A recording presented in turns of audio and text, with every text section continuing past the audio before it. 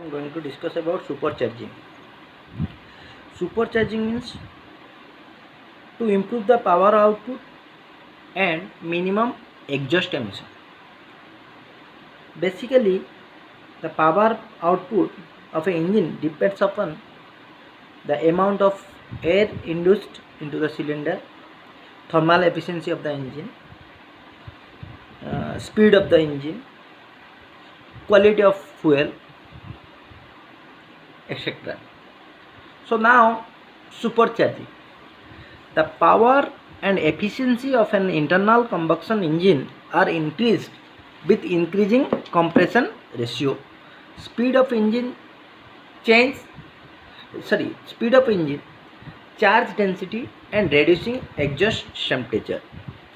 Supercharging is internal combustion engine is one of the method to improve engine performance and efficiency.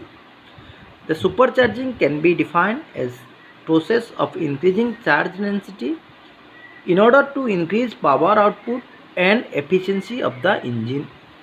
The purpose of supercharging an engine is to raise the density of the air charge before it is delivered to the cylinder.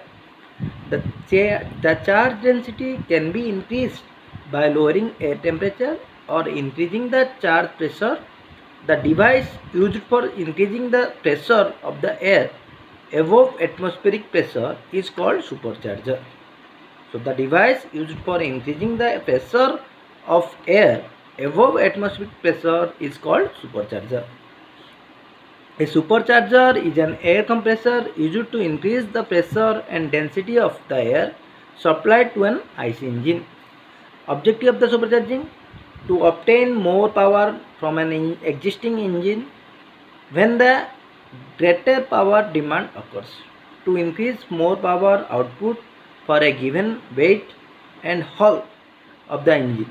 Therefore, weight of the engine per kilowatt is reduced. This is important consideration for aircraft engine and racing car engine. So mainly supercharging used in aircraft engine and racing car engine. To reduce the size of engine to fit in a limited space, as in marine application also. To overcome the effect of the high altitude in case of engine used for aircraft application and engine installation in the mountain. In this case, the supercharger compensates the loss of power due to altitude. Superchargers. A supercharger is a device that increases pressure of the air intake above atmospheric pressure. Supercharger increase intake mass by compressing air above atmospheric pressure with the help of compressor.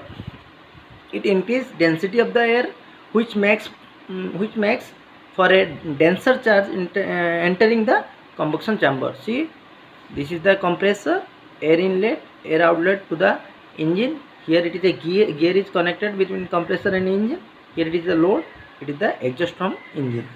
Superchargers are driven mechanically by belt chain drive or by gear from the engine crankshaft. Most of the superchargers are driven by belt. The drive pulley or gear of engine is to rotate the compressor driven pulley or gear. To pressurize the air, a supercharger must rotate at a higher speed than the engine, and hence the driven pulley or gear is larger than the compressor pulley or gear. Typically, supercharger is rotated at a speed up to 50,000 to 65,000 RPM. Supercharging power.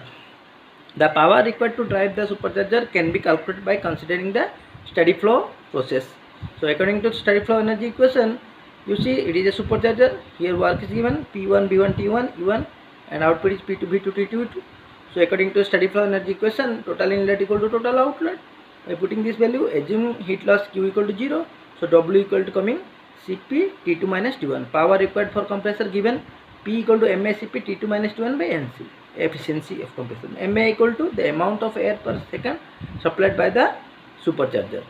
In practice, racing car engines are used supercharging. The most important area where supercharging is vital Importance are marine and automotive engine, where weight and space are important. Engine working at high altitudes, the power loss due to altitude can be compensated by supercharging. Thank you.